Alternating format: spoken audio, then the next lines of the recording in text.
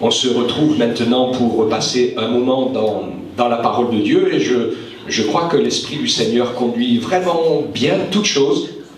Quand on a fait notre réunion de programmation dimanche dernier, on se posait, il y avait la question qui avait été évoquée pour savoir si on se mettait d'accord par rapport au chant, à la prière, à la prédication, enfin, si on avait un thème, etc., etc. Alors j'ai toujours dit qu'on laissait le Saint-Esprit nous conduire et nous guider, et il le fait toujours, hein. Il est vachement doué, hein. Il n'y a pas de souci, donc il nous conduit. J'avais vraiment à cœur ce matin, dimanche dernier, j'ai eu une pensée intéressante pour faire un beau message que j'ai oublié, et puis j'ai pas retrouvé ma feuille sur le pupitre.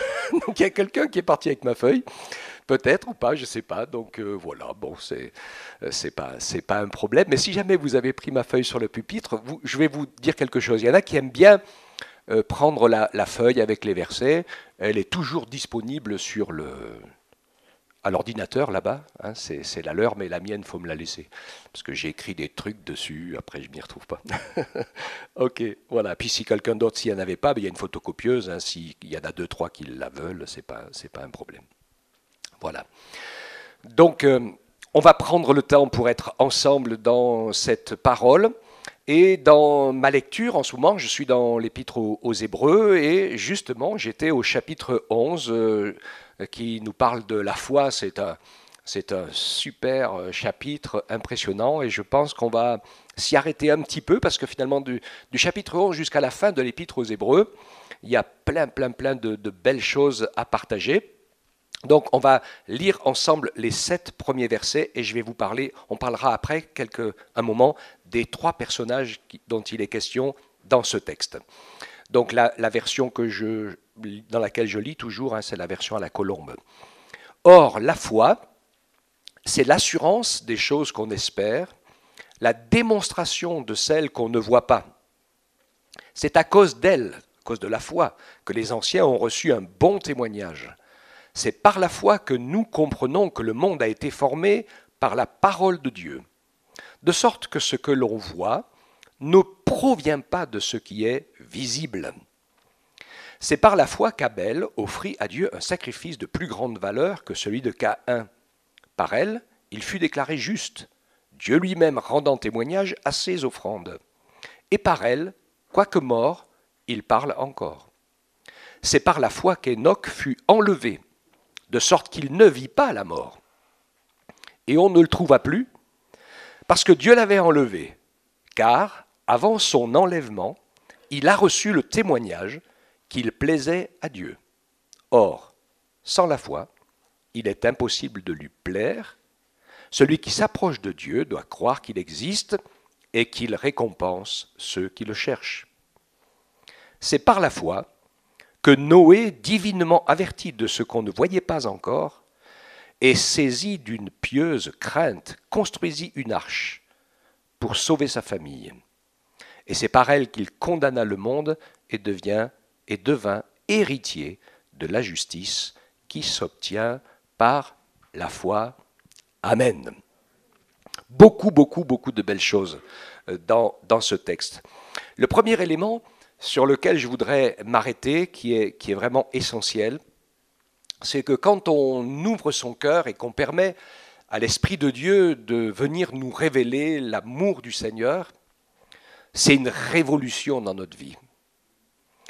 C'est une révolution parce qu'on découvre que on peut suivre plein de religions, avoir plein d'idées religieuses sur tout un tas de monde. C'est-à-dire, c'est quoi une religion? C'est un ensemble plus ou moins important de gens qui vous disent qu'ils croient comme ci ou qu'ils croient comme ça. Donc vous pouvez me cataloguer la même chose ce matin. Sauf que je vais vous dire que la rencontre avec le Seigneur Jésus, ce n'est pas une religion, puisqu'il se passe un événement de rencontre, de connexion et de révélation. Et c'est pour ça que sur cette terre, les vrais chrétiens, les vrais disciples de Jésus, parce qu'il y en a aussi qui ont juste la religion, l'étiquette, voilà, donc ils croient certaines vérités, mais ils n'en vivent pas. Cette foi dont il est question ici, dont on va rentrer dans les détails, c'est quelque chose qui va révolutionner notre existence. Qu'est-ce qui se passe? Les êtres humains, nous, chacun d'entre nous, sommes dans une recherche avide du bonheur. Il y a un vide en nous, c'est comme un aspirateur. Alors il y en a qui le croient, il y en a qui ne le croient pas. Et on bouche ce vide de toutes sortes de manières.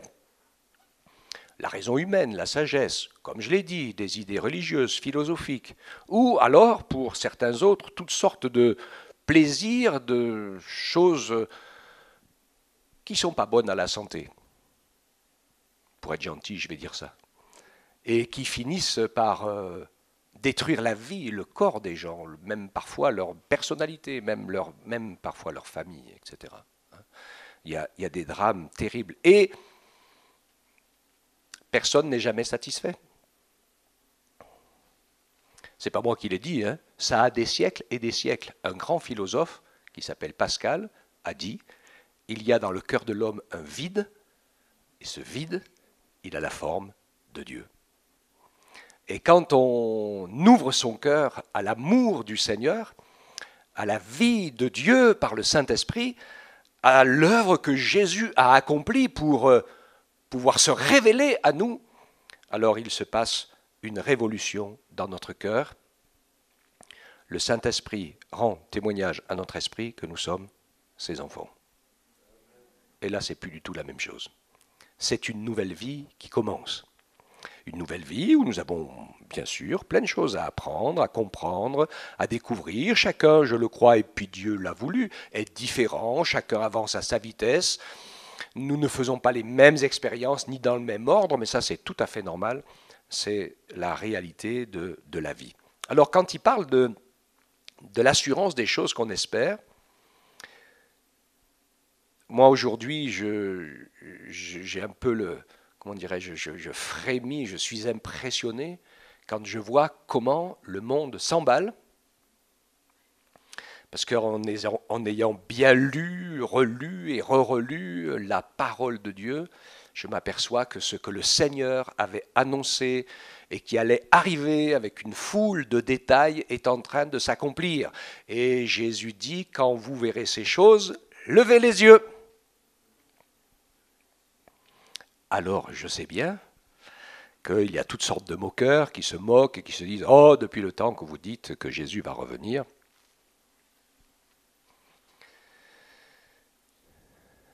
Alors, je vais vous donner un élément clé de la parole. Dieu n'est pas pressé, Jésus n'est pas pressé de revenir. Il veut qu'il y ait le plus grand nombre possible d'hommes et de femmes. Et il veut que dans ce plus grand nombre possible d'hommes et de femmes, il y en ait le plus grand nombre possible, surtout qui soient sauvés et qui le reconnaissent. Parce que dans le ciel, il y a de la place à l'infini. Alléluia. Et qu'est-ce qui est la sonnette du temps de Dieu qui termine? C'est toujours la même chose. C'est un niveau de péché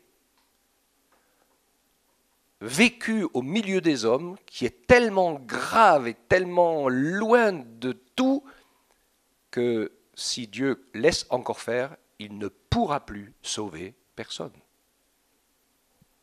C'est ce qui s'est passé au temps du déluge. Jésus l'a dit. Regardez bien, quand je vais revenir, ça se passera de la même manière qu'au temps du déluge. En ce temps-là, au temps du déluge, toutes les pensées des hommes étaient chaque jour uniquement tournées vers le mal.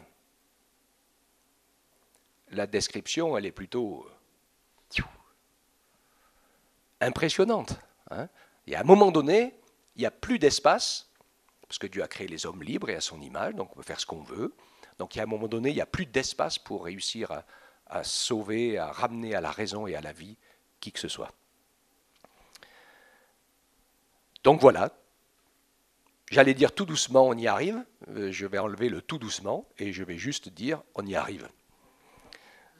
Voilà, c'est ça un petit peu la réalité. Alors, quand on a rencontré le Seigneur, et qu'on a permis à l'Esprit Saint de pardonner nos péchés, de faire tomber la barrière, d'enlever ce qui voile nos yeux, qui nous empêche de sentir et de comprendre la présence de Jésus, à ce moment-là, Alors, la foi arrive, la confiance en Jésus, nous avons l'assurance des choses qu'on espère. C'est pas comme les gens qui jouent au loto ou au tiercé. Je suis impressionné, quand de temps en temps je vais acheter un livre ou quelque chose comme ça, de voir le nombre de gens, c'est de la folie, hein, qui tiquettent. Ils tiquettent, ils retiquettent, ils resurtiquettent, c'est affreux. Si on leur disait de le payer en impôts, je pense qu'ils pleureraient, mais bon, enfin, ils le payent en impôts quand même. Hein. C'est vraiment impressionnant de voir un petit peu les choses. Alors, pourquoi je vous ai dit ça? Je dis parce qu'ils espèrent gagner le gros lot. Malheureusement, celui qui gagne le gros lot, c'est l'État, hein, c'est la Française des Jeux, et les autres, et eux, il n'y a pas de problème, ils gagnent. Mais les autres, c'est vraiment plus qu'exceptionnel. Et certains, je me rappelle, il y a une vingtaine d'années, de quelqu'un qui avait gagné le gros lot, et au bout de la 4e ou de la 5e année, il a mis fin à ses jours. Il n'a pas du tout été capable de gérer ce qui lui était arrivé. Alors, il y a une grande différence. Ça, c'est l'espérance du monde. Comme les gens espèrent être heureux, comme les gens espèrent que tout ira bien, etc., etc. Mais l'espérance qui est associée à la foi n'a rien à voir. C'est une certitude, l'espérance qui est liée à la foi. C'est juste qu'on attend le bon moment pour chaque chose. Alléluia. Et on sait que c'est déjà prêt, que c'est déjà accompli, et tout ce que le Seigneur a dit dans sa parole et annoncé est toujours arrivé, jusque dans les moindres détails. C'est impressionnant, quand on regarde dans l'Ancien Testament, il y a de très nombreuses prophéties de l'histoire qui ont été écrites dans l'Ancien Testament et qui sont accomplies depuis, mais à des détails incroyables, ne serait-ce que rien. J'aime beaucoup l'exemple de la prise de la ville de Tyr, des prophéties des prophètes qui avaient annoncé son anéantissement disaient qu'elle serait rasée, démolie, et qu'on raclerait sa poussière, qu'elle serait prise et qu'il ne resterait plus rien.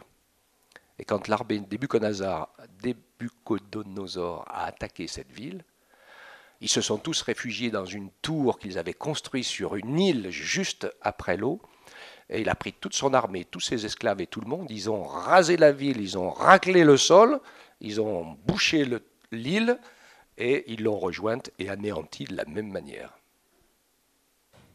C'est impressionnant. La parole de Dieu, c'est la vérité. Pas que dans ce domaine, hein, dans tous les domaines. Alors, c'est pour nous cette assurance. Nous savons que tout ce que Dieu a dit va arriver. Nous savons qu'il nous a parlé de son amour, de son pardon. Si nous ouvrons notre cœur, il installe son amour et son pardon dans nos vies. C'est pareil pour la guérison, pour le secours, pour la délivrance, pour l'accomplissement de sa volonté aussi. Hein, c'est important pour nous de pouvoir nous dire, Seigneur, nous sommes tes servantes, tes serviteurs. Ne dites pas, j'ai envie de faire ci ou j'ai envie de faire ça. Dites, Seigneur, que veux-tu que je fasse?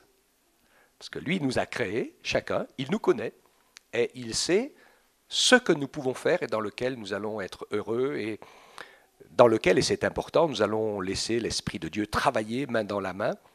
Le Seigneur ne travaille jamais tout seul, il travaille en harmonie parfaite avec le Père, le Fils et l'Esprit, vous le savez, hein, je vous l'ai expliqué. Et il fait la même chose, il veut travailler avec nous, en nous, il veut qu'on puisse avancer ensemble, travailler ensemble, parce que le plus important, ce n'est pas forcément le travail qu'on fournit, le plus important, c'est qu'on soit dans une relation d'amour vrai et sincère les uns avec les autres, pour que le Saint-Esprit puisse faire un travail glorieux, merveilleux. Alléluia.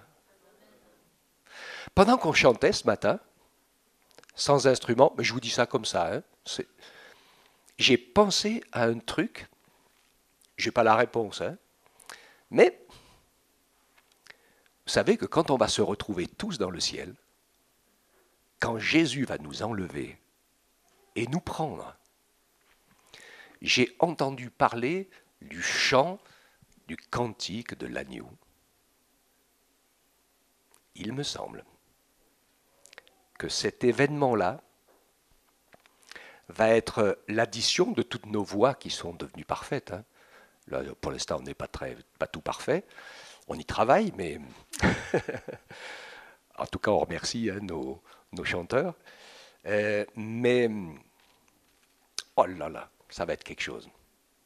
impressionnant de l'adoration pure. Ça vous parle un peu? J'ai vu sur un film un jour, vous vous rappelez, je ne sais pas si vous aviez entendu parler des campagnes d'évangélisation de Reinhard Bonnke. Je ne sais plus dans quel pays d'Afrique il était, à un moment donné, ils étaient en train de louer le Seigneur en chantant un cantique. Il y avait pratiquement 1 million de personnes qui étaient en train de prier, d'adorer et de chanter la gloire du Seigneur. Oh là, je suis tombé en pleurs. C'était incroyable. Je me dis, qu'est-ce que ça va être, hein? Amen. Ça se prépare. Ça va arriver. Alléluia. Nous le savons. Je ne dis pas nous l'espérons, nous le savons. Ça va arriver. Donc, nous prions. C'est la démonstration que nous savons que la prière a de la puissance. Et la prière a de la puissance, comme disait Florence ce matin. Nous nous réunissons pour adorer Dieu parce que nous savons, parce que la parole de Dieu le dit, que Dieu cherche des adorateurs qui l'adorent en esprit et en vérité. Je disais ce matin, on n'a pas d'instrument, c'est pas grave, on va chanter en pensant de tout notre cœur les paroles qu'on est en train de chanter. Parce que des fois, on chante, mais on ne pense pas à ce qu'on est en train de chanter des fois. Hein. Et c'est vrai que c'est vraiment important de pouvoir y penser aussi et de mettre les mots et son cœur et son corps et son être entier dans ce qu'on est en train de dire pour quand le Seigneur qui nous sonde, qui connaît nos pensées, il puisse entendre le même discours au fond que celui qui sort. C'est super important ça. Hein? C'est ce que le Seigneur voit, c'est la musique qu'il entend.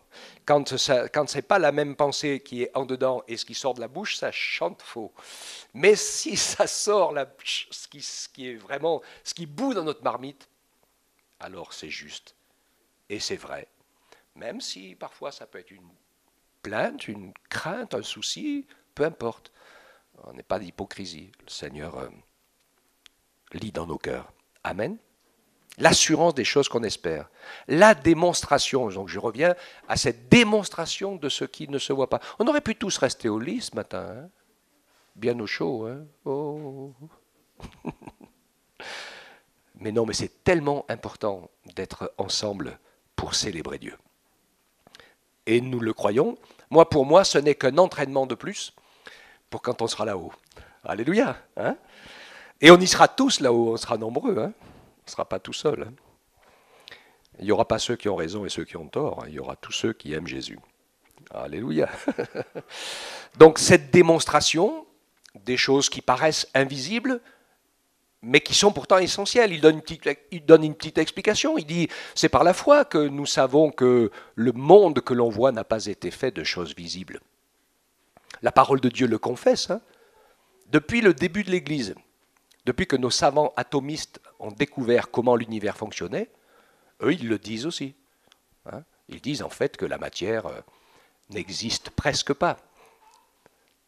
C'est la puissance qui anime les cellules. Hein. Vous regardez l'infini, et comment je vais vous faire une petite démonstration, mais c'est tout simple. Hein. Vous regardez l'infini de l'univers et des étoiles, on a le même vide dans n'importe quelle matière.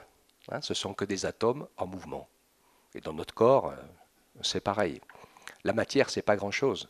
La réalité, c'est ce que nous sommes, l'identité spirituelle. Nous sommes des êtres spirituels, je redis ce que disait Jean-Claude. Ça, c'est notre vraie identité, c'est notre vraie réalité. Le reste, c'est juste le véhicule pour ici. Après, quand on sera au ciel, on aura un autre véhicule pour le ciel. Enfin, il n'y a pas de souci. Le Seigneur, il a tout prévu. Il a tout pensé, il n'est dépensé par aucun événement. Mais ce qui est la clé, c'est qu'on a été touché et saisi par sa nature, qui nous ramène à lui. Alléluia. Hein. Ça, nous le croyons, nous le savons. Et d'ailleurs, le Seigneur dit la terre, le ciel, tout passera. Ça, c'est temporaire, c'est amovible. Mais ma parole demeure éternellement. Alléluia. Donc nous mettons toute notre foi dans cette parole. Après, je vais rentrer dans le plus pratique. Je ne sais pas, je verrai si j'ai le temps d'avancer ou pas. Je voulais parler de Abel, d'Enoch et de Noé. On peut parler d'eux sur plusieurs plans. On va parler de leur foi à chacun. Ils ont une foi particulière, je crois que de tout leur cœur, ils aiment le Seigneur, ils croient en lui.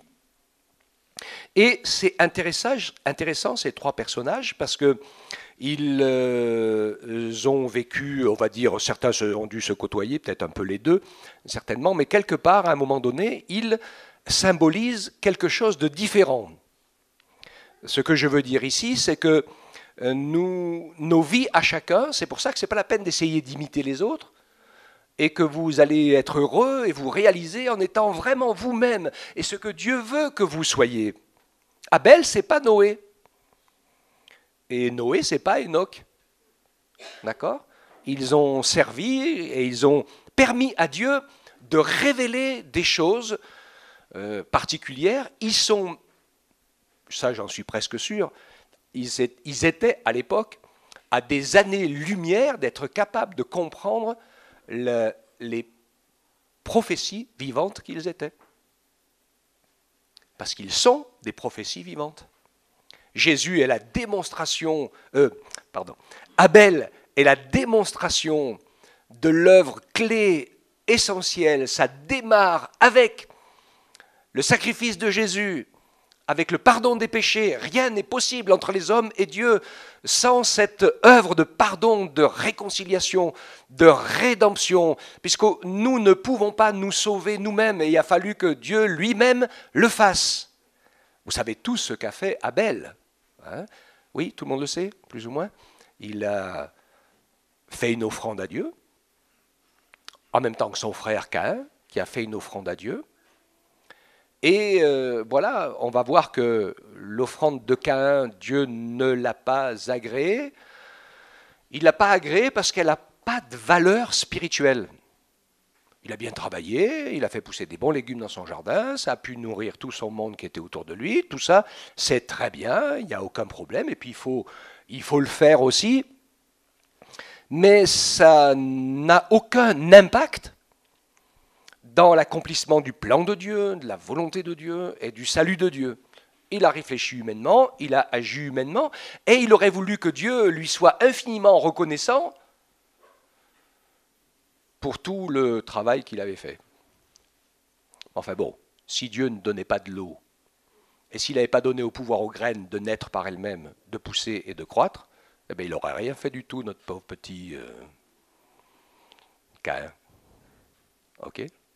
Donc il a vécu la difficulté en fait de tomber dans une sorte un peu d'orgueil et de présomption sur des choses. Des fois, vous voyez, aujourd'hui, les hommes se vantent de choses incroyables, mais elles sont détruites en un tour de main. Hein. Ça ne vaut pas grand-chose. Par contre, Abel, c'est différent, Abel. Abel, c'est quelqu'un, on voit, qui cherche Dieu, qui cherche à comprendre, qui se pose des questions, qui est conscient. Si l'autre n'était pas conscient que c'était Dieu qui faisait pousser les légumes, Abel était content que c'était Dieu qui multipliait son troupeau, qui le rendait fécond. Et je suis sûr qu'il a réfléchi et qu'il s'est posé des questions pour savoir qu'est-ce qu'il pouvait offrir à Dieu qui plairait à Dieu. Et vous avez ici la naissance de la foi ou des religions. C'est quoi les religions? C'est tout ce que les hommes ont inventé et qu'ils ont décidé qui plaît à Dieu. Comme je dis souvent, hein, c'est comme si... comment j'ai dit ça? Comme si ma femme m'offrait un rouleau à pâtisserie. D'accord? Parce que elle, vous comprenez l'image, hein. Je sais qu'elle aime bien faire les gâteaux et la pâtisserie, donc je le fais... Il n'y a aucune connotation de quoi que ce soit derrière, mais ça pourrait lui faire plaisir. Elle me dit, bah, pourquoi ça ne lui ferait pas plaisir, puisque ça me ferait plaisir à moi.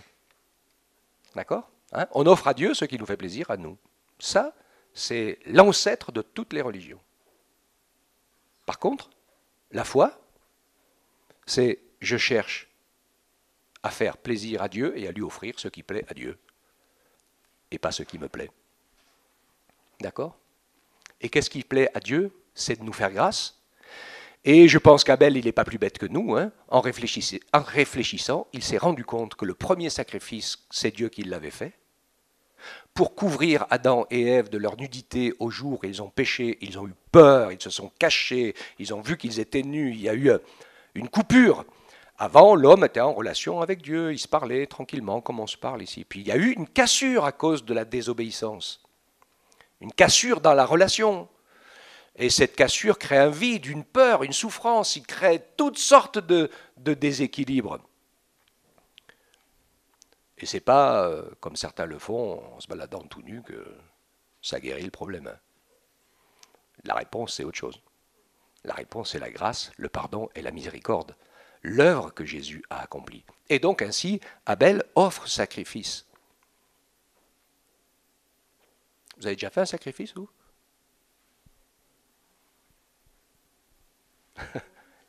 Non, mais voilà, mettre l'animal à mort pour pouvoir le manger.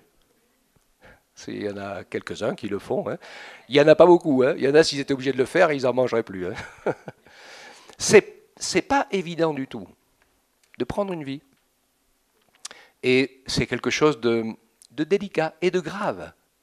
Et Dieu a toujours voulu que ça soit délicat et grave. Parce que c'est lié au fait que, oui, parce qu'on a péché, quelqu'un doit mourir, celui qui a péché normalement. Et si ce n'est pas lui, il faut quelqu'un qui meure à sa place. Parce que c'est la justice. Hein. Vous savez que Dieu est bon, vrai, et donc juste. Et la justice de Dieu, elle est incroyable. C'est qu'il a offert son propre Fils à notre place. Tellement il nous aime, parce qu'il n'y avait pas d'autre moyen pour nous sauver. C'est extraordinaire, ça. Donc il a payé lui-même le prix. Quelle grâce incroyable. Et en même temps, comment pourrons-nous subsister si nous négligeons un si grand salut? De l'offrande de Dieu lui-même pour nos péchés.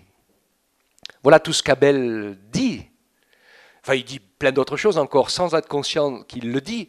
Mais en même temps, il est donc le début de la révélation, on va dire, un maillon essentiel, le fondement de la foi sur la repentance, sur la miséricorde, sur le fait de savoir qu'il faut que quelqu'un paye à notre place, que c'est très cher payé. Comme je dis toujours, il n'y a jamais rien de gratuit. Hein. Il y a toujours quelqu'un qui paye. Si on vous dit que quelque chose c'est gratuit, c'est parce que quelqu'un d'autre a payé à votre place. Et donc, bien qu'il soit mort, puisque en fait son frère par jalousie l'a tué, à cause de ça, son sacrifice parle encore.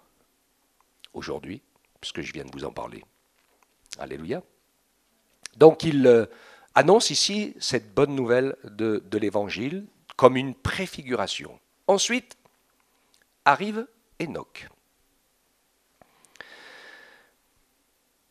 C'est par la foi que Enoch fut enlevé en sorte qu'il ne vit pas la mort. Ça, c'est curieux, ça. Enoch, c'est un personnage particulier. Moi, j'aime beaucoup Enoch, parce que Enoch, maintenant il le sait, hein, puisqu'il est avec le Seigneur, il le sait, il a tout vu. Mais avant, il ne le savait pas. Mais il nous représente, nous, les disciples de Jésus. Tous ceux qui seront enlevés au moment où Jésus revient nous chercher sur les nuées du ciel. Alléluia. Alors j'ai bien aimé le message de Florence ce matin, parce que beaucoup sont morts, enfin ils sont dans une tombe, mais on sait que personne n'est mort. Ceux qui sont dans la foi, ils sont dans le paradis de Dieu, donc ils attendent cette belle résurrection. Ceux qui sont vivants, en même temps que les autres qui vont ressusciter, tout le monde va partir en même temps à la rencontre du Seigneur dans les airs. Donc beaucoup ne vont pas mourir, tous ceux qui seront encore vivants physiquement sur cette terre. Eh bien, ça sera le départ pour la patrie céleste. C'est quelque chose d'extraordinaire. Et Enoch, avant le déluge, avant le jugement qui va détruire la terre, est la démonstration prophétique de l'enlèvement de l'Église. Ok ? Donc ce n'est pas une invention que Dieu fait. Hein. Il a toujours témoigné plusieurs fois des choses et de son plan. C'est vraiment, vraiment, absolument incroyable. Matthieu 24, 27 à 36, en effet. Comme l'éclair part de l'Orient et brille jusqu'en Occident, ainsi sera l'avènement du Fils de l'homme. là où soit le cadavre, s'assomperont les aigles. C'est une prophétie sur le sacrifice de Jésus. Et après ces jours de tribulation, le soleil s'obscurcira, la lune ne donnera plus sa clarté, les étoiles tomberont du ciel, les puissances des cieux seront ébranlées, et alors on verra le signe du Fils de l'homme qui paraîtra dans le ciel, et toutes les tribus de la terre se lamenteront, et elles verront le Fils de l'homme venir sur les nuées du ciel avec beaucoup de puissance et de gloire. Il enverra ses anges avec la trompette retentissante, et ils rassembleront ses élus des quatre vents, depuis une extrémité des cieux jusqu'à l'autre.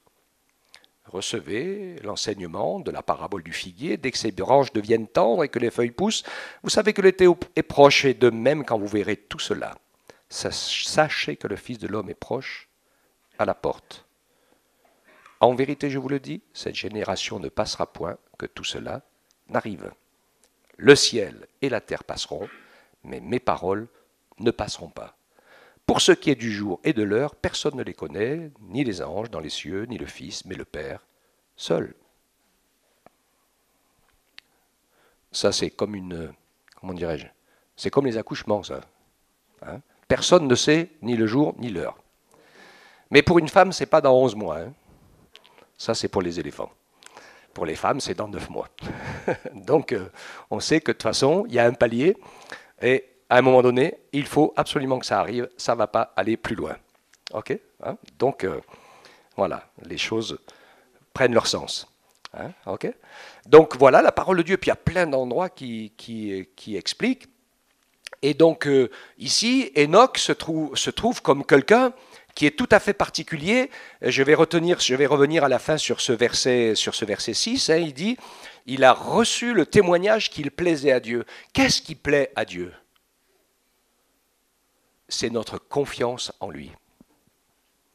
Le fait que nous lui faisons confiance, le fait que nous croyons sa parole, le fait que nous croyons qu'il nous aime, que nous ne nous laissons pas envahir par toutes sortes d'esprits chagrins, comme on le disait ce matin, hein, qui veulent nous laisser ficeler par terre, dans la misère, dans la détresse, mais que nous puissions être conscients de tout ce que le Seigneur a fait pour chacun d'entre nous.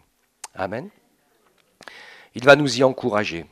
Donc Dieu nous permet d'entrer dans son plan divin d'amour, de pardon avec la vie éternelle en Jésus-Christ, accompagné chaque instant par son Esprit Saint qui est là, à côté de nous. Donc il nous permet d'entrer dans la foi, c'est-à-dire c'est cette conviction surnaturelle qui fait que je peux dire, et je suis sûr que ceux qui ont rencontré Jésus, vous dites avec moi, je ne vais pas dire je crois en Jésus, je vais dire que je sais que Jésus vit en moi, par son Esprit Saint. Ce n'est pas je crois parce que j'aimerais bien, c'est je sais. Et ça fait grincer des dents. Beaucoup de gens ils disent « Oh, ils sont présomptueux, quelle honte de dire des choses pareilles. » On ne peut pas faire autrement que de dire ce qu'on est en train de vivre. Parce que sinon, on dénaturerait la parole, parce que c'est la réalité. C'est ce que nous vivons. Donc la foi, pour être convaincu par le Saint-Esprit, entrer dans cette parole de Dieu, c'est obéir au Seigneur de manière physique et matérielle, comme on l'a vu tout à l'heure quand j'ai parlé de toutes ces choses que nous faisons, et puis de l'amour que nous manifestons pour les autres, ou que nous venons en aide aux plus malheureux. C'est important de le faire aussi. Hein. On voit que la parole dit que il reconnaîtra les brebis, les boucs, hein, vous vous rappelez de ça, hein, ceux qui se sont jamais occupés, qui vivent que pour eux-mêmes, et ceux qui vivent pour les autres. Nous sommes appelés à vivre pour les autres. Et puis l'obéissance, bien sûr, aussi, hein, pour vivre dans le principe de la grâce, c'est un engagement. Et je suis vraiment content par rapport à ce qui s'est passé ce matin, parce que j'ai écrit, le Seigneur nous permet, c'est l'obéissance de la foi, qui nous permet de nous engager par la foi dans la paix, la joie et l'amour de Dieu.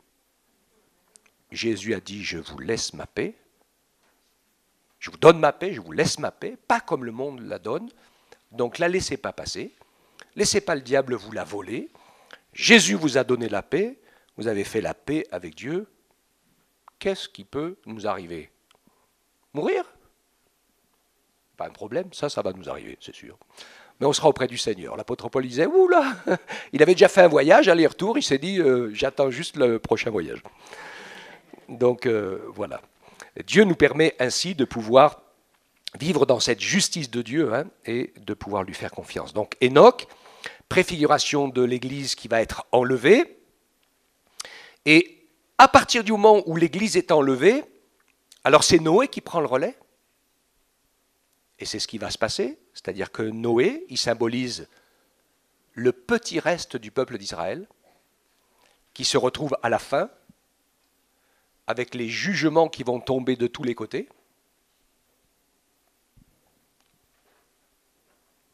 C'est un peu compliqué ce qui est en train d'arriver, mais c'est en train d'arriver. Hein. La parole de Dieu parle de, à un moment donné, un tiers des vivants sur la terre mourront, et après un quart. Sans compter les autres. Mais ce n'est pas de la faute de Dieu, ça. On se débrouille très bien tout seul pour ça. Il n'y a pas besoin qu'il bouge beaucoup pour que ça arrive. Et Noé, qui se retrouve dans ces circonstances-là, avec la pression, avec cette pression totale, on sait que Jésus revient une première fois sur les nuées du ciel avec ses anges pour enlever son Église, pour préparer le tribunal de Christ, les noces de l'agneau, le chant. Et puis, pendant ce temps-là, puisque l'Esprit est parti, la terre se trouve livrée à toute la puissance de Satan, des démons et des ténèbres. Pour arrêter ça, pour sauver son peuple et rétablir le règne messianique, parce que la parole de Dieu a promis que Jésus, le Messie, régnerait au travers de son peuple pour 1000 ans sur la terre, alors là, Jésus reviendra avec nous, l'épouse, à ses côtés, mais non pas comme des terriens. Nous, on sera comme des anges. On ira au ciel ou sur la terre, comme on veut, il n'y a pas de souci. On se déplacera à la vitesse du Saint-Esprit. On va apprendre plein de choses pour régner avec lui. Et c'est le restant du peuple d'Israël qui sera sauvé. Et quelques centaines ou milliers de toutes les nations qui resteront, eh bien, qui recommenceront cette dernière dispensation, puisque Dieu se révèle par des dispensations différentes. Et la dernière dispensation, c'est celle du millénium, qui est différente des autres, puisque Satan et les démons seront enfermés dans l'abîme pendant 1000 ans, que Jésus-Christ régnera directement sur cette terre, assisté par nous, l'Église, où certains seront responsables de 5 villes, de 10 villes, enfin, etc. Vous avez lu ça dans la parole, etc. Donc voilà, on va apprendre à régner avec le Seigneur. C'est temporaire, cette situation-là. Et il nous est dit qu'à la fin de ce moment-là, alors le diable et ses anges seront relâchés. Pourquoi ? Eh bien, pour que cette dispensation-là aussi puisse faire son choix. Car Dieu a créé les hommes libres, donc ils doivent entendre les deux voix, la bonne et la mauvaise, pour pouvoir faire leur choix. Puisque pour aller au ciel, avec Dieu, ce n'est pas une histoire de je crois ou je ne crois pas, c'est une histoire de que je vais aller passer l'éternité avec celui que j'aime. Ou Dieu, ou son ennemi. Là où est ton trésor, là aussi sera ton cœur. Mes amis, il faut faire le choix. Vous vous rappelez, dimanche dernier, j'ai prêché sur les compromis. Celui qui ne fait, ou celle qui ne fait pas le choix, est d'office dans le mauvais camp, puisqu'on y est déjà. D'accord ? Tous les hommes, à cause du péché, on est tous dans le mauvais camp. Donc, il y a un moment donné, il faut faire le choix de changer de camp. Comment on disait ça ? Qui ne dit mot consent. Donc, pour aller au ciel, il faut le dire. Amen. Voilà, je n'ai pas le temps de rentrer dans tous les détails, ce n'est pas mon propos de ce matin. Hein. Mais vous avez compris que finalement, ces personnages qui vivent leur foi, eh bien, le Seigneur les utilise pour révéler des choses bien précises, la foi, la grâce, le pardon, la miséricorde, pour révéler l'enlèvement de l'Église avant un arrêt total, là, qui sera le déluge. Et puis il nous dit que cette terre d'aujourd'hui, elle est réservée pour le feu. Évidemment, quand vous voyez le nombre de poubelles qu'il y a à brûler, ça ne peut pas faire autrement. Je pense qu'il faut qu'ils prennent la croûte terrestre et qu'ils la mettent dans l'autre sens. Hein.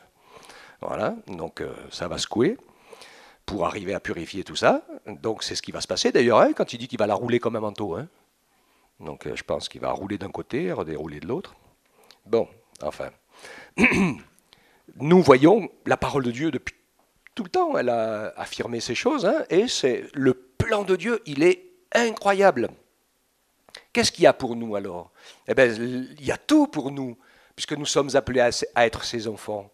Dieu veut que nous puissions rentrer dans son plan, que nous puissions vivre dans son royaume dès aujourd'hui, même si on est encore un peu sur la terre et qu'il y a les choses de la terre, c'est comme ça, mais c'est important dès aujourd'hui pour nous de nous installer dans les réalités des lois du royaume de Dieu qui régissent l'univers entier. Ne pas nous laisser encombrer par le menteur qui raconte que des mensonges, parce que le jour où la vérité éternelle de Christ se révélera, le mensonge de l'adversaire, c'est comme une vapeur et une fumée. Tout ce que les gens auront cru et ce sur quoi ils auront construit leur vie disparaîtra comme une vapeur. Mais celui qui construit sa vie sur la parole de Dieu demeure éternellement. Alléluia, hein, c'est ce qu'il nous dit. Donc, le Seigneur nous encourage à être dans cette position de foi, parce que sinon on ne peut pas lui plaire. Ne cultivons pas le doute, mais cultivons la foi et la confiance, avec la paix dans son cœur. Moi, il m'est arrivé de croire certaines choses, et puis je me suis rendu compte que ce n'était pas tout à fait ça. Le Seigneur m'a montré que, eh bien, on réajuste. On réajuste. Mais on est dans la paix et on fait confiance au Seigneur.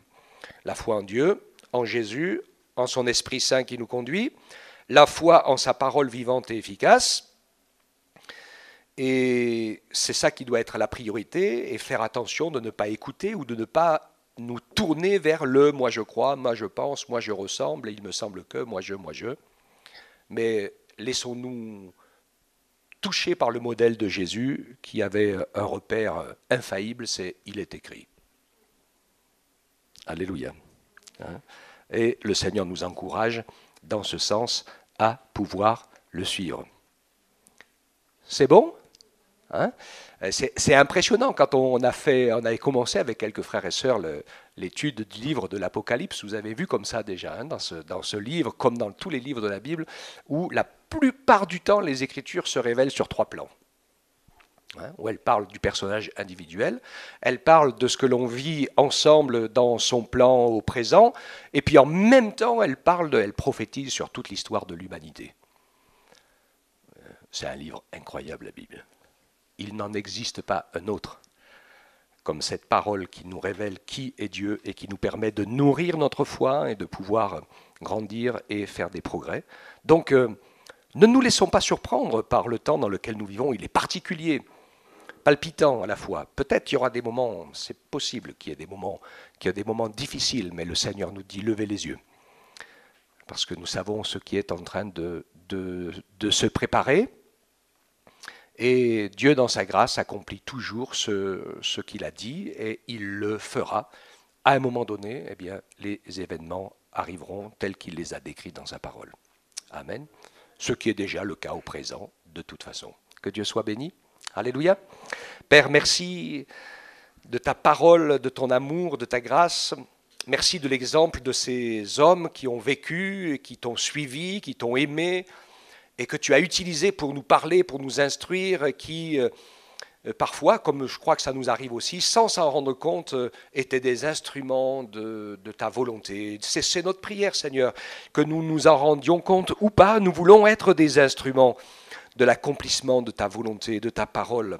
Aide-nous, Seigneur, à nous emparer de ta parole, de tes promesses. Aide-nous à être conscients de ce qui est en train de se passer dans ce monde et que, dans ta grâce, nous soyons, comme Noé l'était, encore les témoins de ta vérité, de ton amour, de ce que la parole de Dieu dit la vérité, Seigneur, en ce qui concerne le salut, le pardon et la grâce.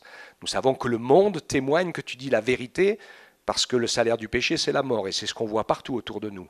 Mais l'Église, elle a le défi de montrer la vérité, que Dieu est un Dieu d'amour, un Dieu qui pardonne, un Dieu qui fait miséricorde, qui fait grâce, qui guérit, qui libère.